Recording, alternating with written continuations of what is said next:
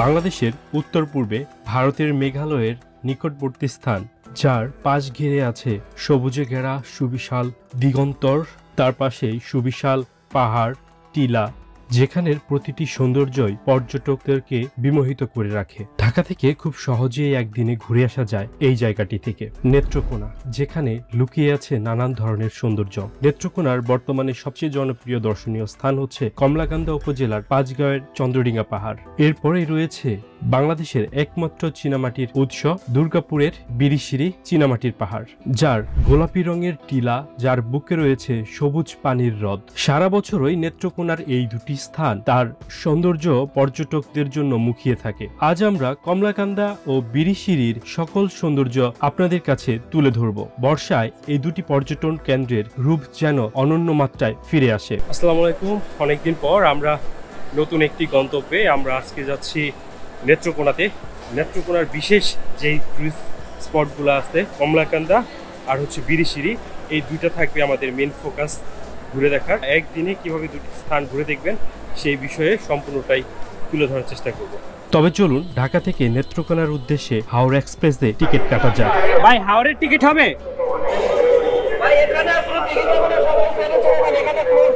আমরা টিকিট কাটতে পারিনি হাওড়ের, এখন লিটারালি দৌড়ে যাওয়া লাগতেছে, আসতে মাত্র 5 মিনিট।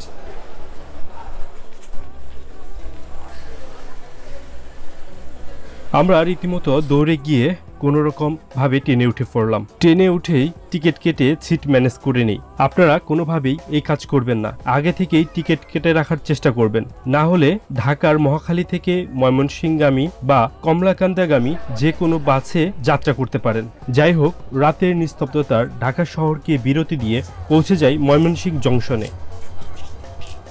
এখন রাত 2:30 আর আমাদের ট্রেনটি ময়মনসিংহ এসে পৌঁছেছে। এখান থেকে ট্রেনের ইঞ্জিনকে চেঞ্জ করা হচ্ছে, চেঞ্জ করেই চলে যাবে একদম নেত্রকোনার দিকে। আর এখন দাঁড়িয়ে এখানে চা খাচ্ছি। ট্রেন সম্ভবত এখানে 20 থেকে 30 মিনিট লেট করবে।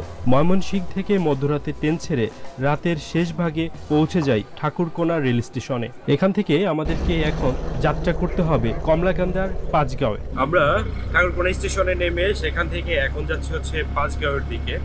ভোরের আলো ফুটতে ফুটতেই যাচ্ছি টাকে করে। বাসের অপেক্ষা করতে করতে অনেক লেট হয়ে যাচ্ছিল। আর সিএনজি গুলা তো বোঝাই যায় যে ওনারা টুরিস্ট আসলে যেভাবে গলা কাটা যায় সেই ওত পেতে থাকে, কিন্তু আমরাও তো বাঙালি কম না, আমরাও কম চাই না।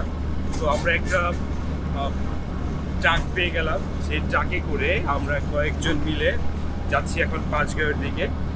আর 17 কিলোমিটার পথ পাড়ি দিব। ঠাকুরকোনা থেকে দূরত্ব হচ্ছে 40 থেকে 39 কিলোমিটার পাঁচগাঁও। যেতে সময় লাগবে অ্যারাউন্ড 1 ঘন্টা থেকে 1.5 ঘন্টা। তো যাওয়া যাক। ভোরের আলোতে পরিবেশটা খুবই সুন্দর লাগতেছে, চারপাশে খোলা মাঠ আর নদী, আর এনজয় করার মতো একটা ওয়েদার।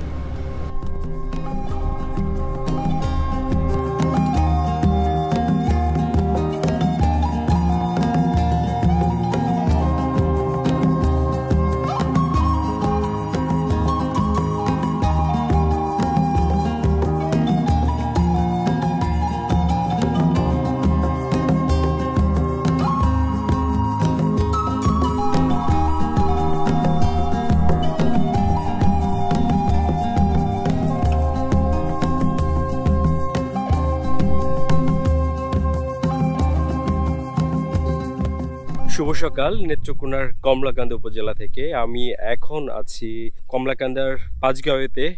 আমরা আস্তে আস্তে এখন যাচ্ছি চন্দ্রডিঙ্গা পাহাড়ের দিকে। ওই জায়গাতে বাংলাদেশ বর্ডার গার্ডের চেকপোস্ট, যেই কারণে এই দিকটাতে একটু বাইপাস করে চলে এসেছি। আমার সামনে হচ্ছে অপরূপ চন্দ্রডিঙ্গা পাহাড়।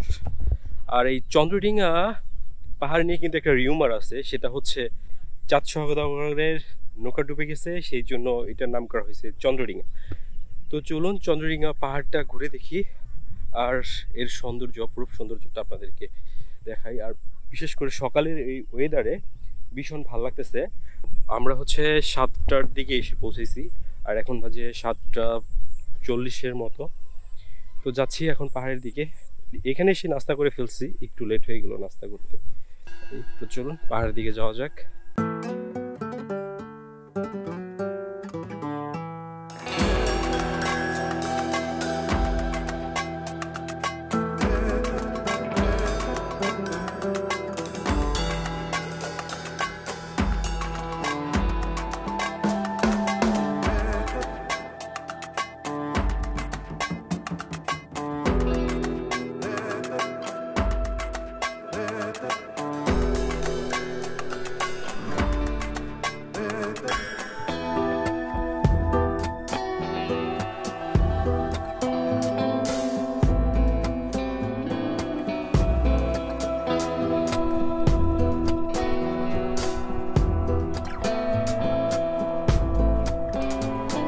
এখন বাংলাদেশ পাহাড় থেকে ইন্ডিয়ার মেঘালয়ের পাহাড়ের দিকে যাচ্ছি। আমি চেষ্টা করতেছি উপর দিকে গিয়ে আপনাদেরকে বাংলাদেশের ভিউটা দেখানোর। চলেন। জায়গাটা ভীষণই ঝুঁকিপূর্ণ ওঠার জন্য, একদম খাড়া, ধরার মতো এরকম কিছু নেই।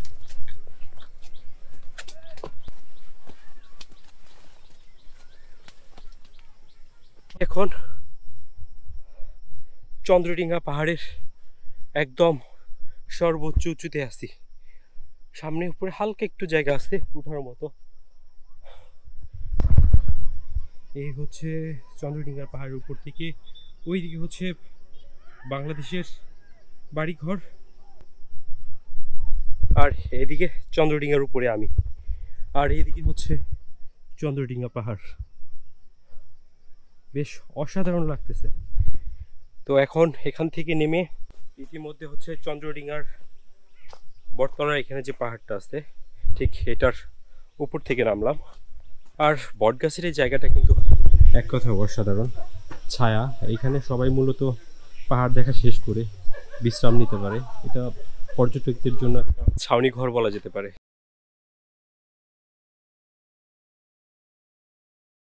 বাংলাদেশ বর্ডার পিলার, সীমানা পিলার, ইন্ডিয়ার ভিতরের দিকে যাওয়ার চেষ্টা করতেছি, ঝর্ণাটিকে দেখে যেতে পারি কিনা। যদি বিজিবি থাকে তাহলে যাইতে পারবো না, আর বিজিবি না থাকে। চন্দ্রডিঙ্গা পাহাড়ের সৌন্দর্য সত্যি মনোমুগ্ধকর, তবে ঝর্ণার দেখা পেলে এটি আমাদের জন্য আরো বেশি মুগ্ধকর হতো। চন্দ্রডিঙ্গা পাহাড়ে যে ঝর্ণাটি আছে সেটি মেঘালয়ের মধ্যে পড়ে গিয়েছে, যেটি দেখার জন্য আমাদেরকে অবশ্যই সকাল 7টার মধ্যে চুপি চুপি ঢোকার প্রয়োজন ছিল। আমরা যেহেতু একটু লেট করে ফেলেছি, সেই কারণে আমরা ঝর্ণার দেখাটি পাইনি। 7টার পরপরই ভারতের বিএসএফ চলে আসে, তখন কোনোভাবেই ঢোকা সম্ভব হয় না, যে কারণে আমরা আজকের ঝর্ণাটি দেখতে পারিনি। যদি ঝর্ণাটি দেখতে পারতাম, চন্দ্রডিঙ্গা পাহাড়ের ভ্রমণটি সোনায় সোহাগা হয়ে যেত। তবে দুঃখ পাওয়ার বিষয় নেই, আমরা এখন চলে যাব আমাদের আজকের ট্যুরের সবচেয়ে সৌন্দর্যপূর্ণ ডেস্টিনেশন দুর্গাপুর বিরিশিরিতে, চীনামাটির পাহাড় দেখার উদ্দেশ্যে। যাত্রাপথে আমাদেরকে দুটি নদী পাড়ি দিতে হবে। সবচেয়ে বড় এবং সুন্দর নদী হচ্ছে সোমেশ্বর নদী।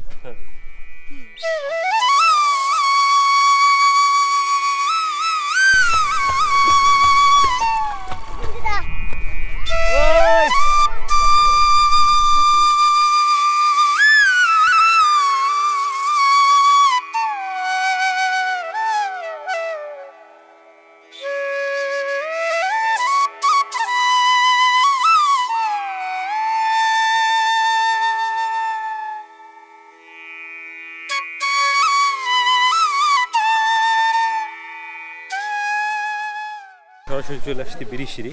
আমরা চীনামাটির পাহাড়ের দিকে যাব। আজকে সম্ভবত হাটবার এইখানে। শিবগঞ্জ বাজার থেকে এখন অটোতে করে আমরা চলে যাব হচ্ছে বিজয়লি। এখান থেকে বিজয়পুরের ভাড়া হচ্ছে 30 টাকা করে।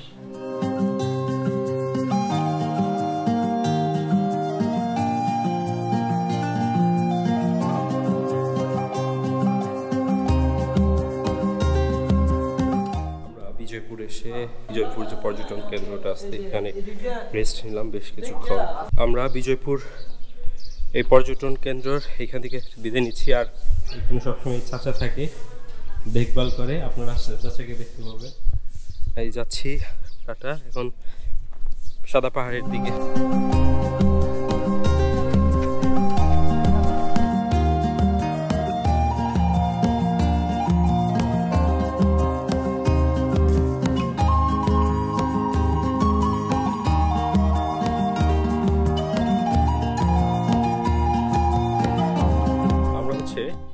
সাদামাটি পাহাড়ের প্রথম স্টেপে, নিচ থেকে ওই পর্যটন কেন্দ্র, আর এই পাশে মাঠ, আকাশটা যা অসাধারণ হয়ে আছে, মেঘ করছে।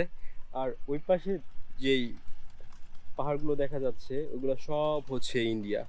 প্রচণ্ড রোদ্দুর ছিল, মানে মনে হচ্ছিল যে আমরা হাঁটতে পারবো না, দেখতে পারবো না। আল্লাহর কি কুদরত, নামাজের পরপরই হচ্ছে পরিবেশটা একদম মেঘাচ্ছন্ন হয়ে গেছে, আকাশটা দেখতে খুব ভালো লাগতেছে। সে একটা হ্রদ, আর মূল হ্রদটা হচ্ছে এই দিকে, আমরা এদিকে যাচ্ছি। আকাশে প্রচণ্ড মেঘ করছে, আর এই মেঘের মধ্যে আমরা যাচ্ছি, জানি না কখন হুট করে বৃষ্টি চলে আসে। এই চলেন যে আসলে এমন একটা ওয়েদার, প্রচণ্ড বিদ্যুৎ চমকাচ্ছে। এটা মূলত হচ্ছে চীনামাটির একটি পাহাড়। এই পাহাড়ের আয়তন প্রায় 15.5 কিলোমিটার এবং 600 ফুট প্রস্থ আর কি। 1957 সালে এইখানে 24 মেট্রিক টন চীনামাটির সন্ধান করেন হচ্ছে খনিজ ব্যুরো। এটাকে মূলত হচ্ছে সিরামিকের কাজে ব্যবহার করা হয়।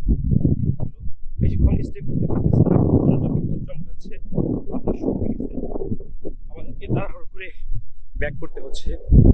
ওয়েদারটা বেশি মাশাআল্লাহ বেস্ট, খুব ভালো লাগছে।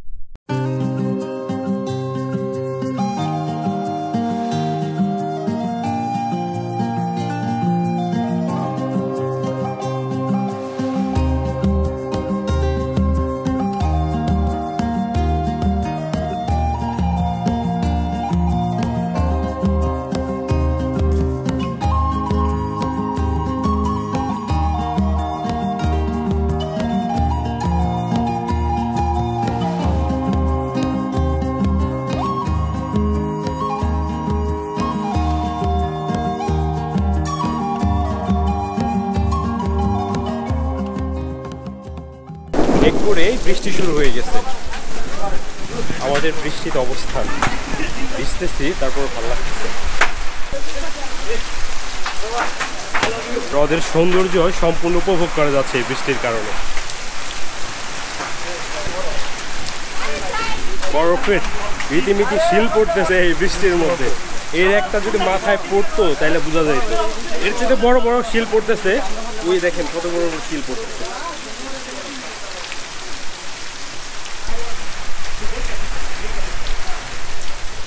আর বৃষ্টি শুরু হওয়ার কারণে বিরিশিরির এই সাদামাটির পাহাড়ের যে ভ্রমণটা আর যে রূপটা, এটা এক সম্পূর্ণ অন্যরকমের একটা মাত্রা যোগ করছে।